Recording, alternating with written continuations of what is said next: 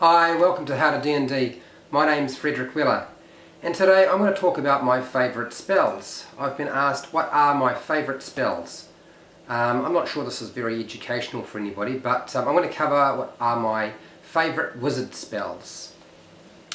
Now, in terms of cantrips, the first one that I usually like to pick up if I'm going to play a wizard is Firebolt, primarily because I can use it as many times as I like. It produces fire, and that's a problem with a lot of monsters because they are resistant to fire, but it does more damage than any cantrip that I've ever seen. So I use Firebolt quite a lot. In terms of other cantrips that I would use if I'm playing a wizard, well, I'm very fond of Minor Illusion. In fact, I've spent entire games where the only spell I have cast is Minor Illusion, and I will create sounds, images, and pretty much just trick my way through the entire adventure. So Minor Illusion is always one cantrip that I try to pick up. Next, I would say, is going to be Mending, primarily because there aren't too many spells within your arsenal that allow you to actually repair something, and that's why I like Mending. The most obvious one after that would be Prestidigitation. I can never pronounce that very well, but I like the spell because basically it means you can do tricks, and I like doing tricks as a wizard, so I often pick up that cantrip later on when I'm a few levels higher. Spells at level 1, Magic Missile. I've been told that it's an anebic spell, that Magic Missile is boring, but you don't have to roll to hit, and I don't know what it is about dice. I tend to roll really poorly as a dungeon master and really well, well, not really well, more like average for a player, but Magic Missile is one of my favourites because you simply just roll the damage. I don't think there's anything that's actually got resistance or immunity to force damage, and that's what Magic Missile is. And so you just do your 3 darts worth of damage, and it scales, so you can cast it at a higher level. It's great if you're in melee, you can cast it, you don't have disadvantage because it automatically hits. I love that spell, it's great. Mage Armor. Mage Armor is one of my favourites. It lasts for 8 hours. You cast it, it's on, it protects you. It's a sensible spell to have, and so I tend to take that one as well. What else do I like to use? Detect Magic. There really isn't anything else that can do what Detect Magic does. It's a ritual, so you can cast it and not use up a slot, so I take that spell quite a lot. I know a lot of people will try to say, okay, I want to make an Arcana check to supersede Detect Magic. I don't really think that was the intent of the game designers, so I tend to take Detect Magic, so I can do that. Another spell at level 1 that I tend to pick up is Identify, primarily because I don't particularly like the idea of taking a short rest to identify magic items, which you can do, the rules state you can do that, but I take Identify primarily because when it's a ritual, it doesn't burn up a slot. I'll take 10 minutes when I cast it, and usually near the end of a combat or an encounter or something like that. It's a good spell, and I guess it's going right back to the 3rd Ed edition for me, where you had to take it to be able to identify anything, and if you didn't, you had no idea what the magic item was actually going to do for you.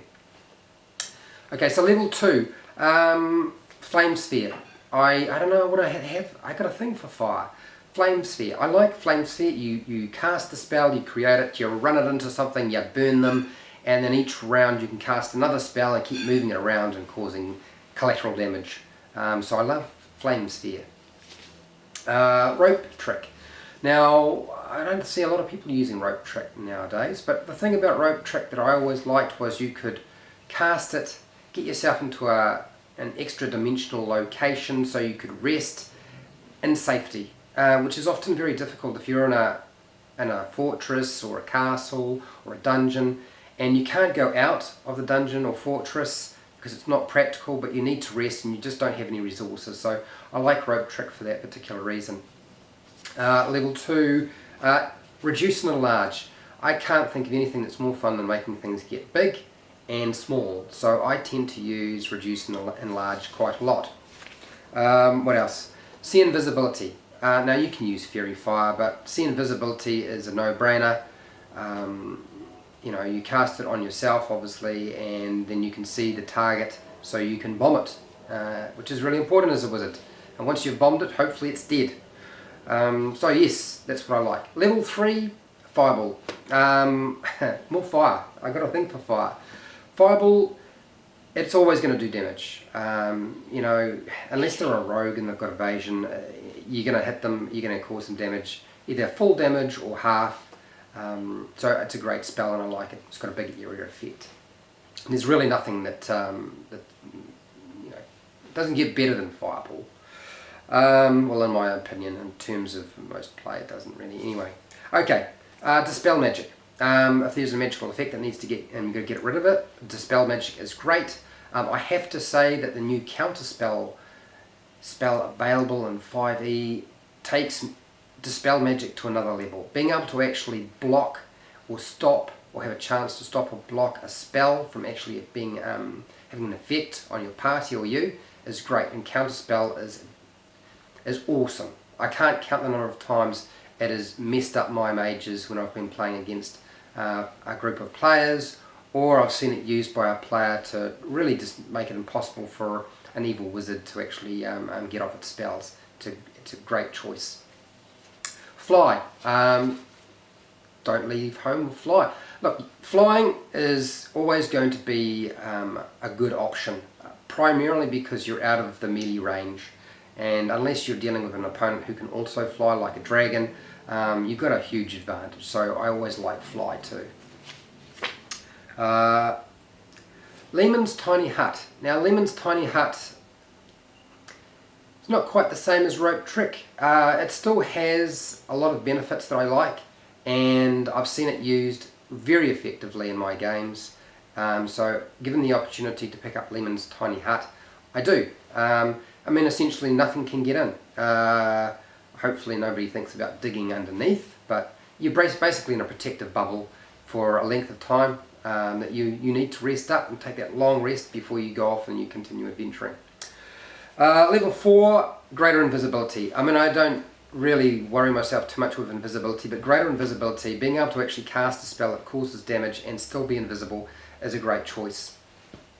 Polymorph. I can't count the number of times that I have polymorphed a nasty creature into something fairly timid, and we've just disposed of it later on. Or the players have used polymorph in my group to transform into something with bags of hit points, like a giant gorilla or a T-Rex, and you know, you just can't get through that. They don't have to worry about getting grappled really, because you know they're so large. They've got a huge advantage there. So polymorph is a great spell for that. It is concentration, so it can cause a few problems if you're taking damage. You've got to make those concentration checks. Wall of Fire. Great to stick up a wall of fire and stop things from pursuing you. So I don't know what it is. I still have this thing for fire, like to burn stuff. Level 5, Scry. Being able to check out what the enemy is doing. There are limitations to Scry, I realise this, but I still like the spell, and in fact I actually like the idea that there are some limitations to it. Level 7, Teleport.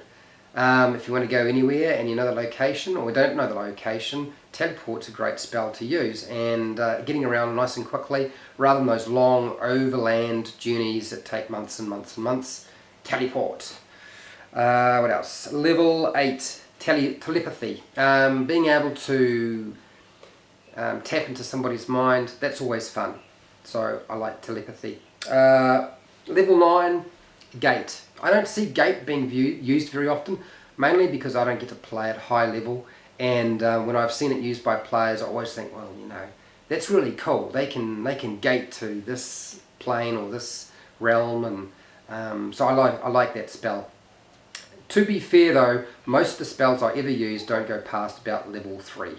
The last spell is Wish.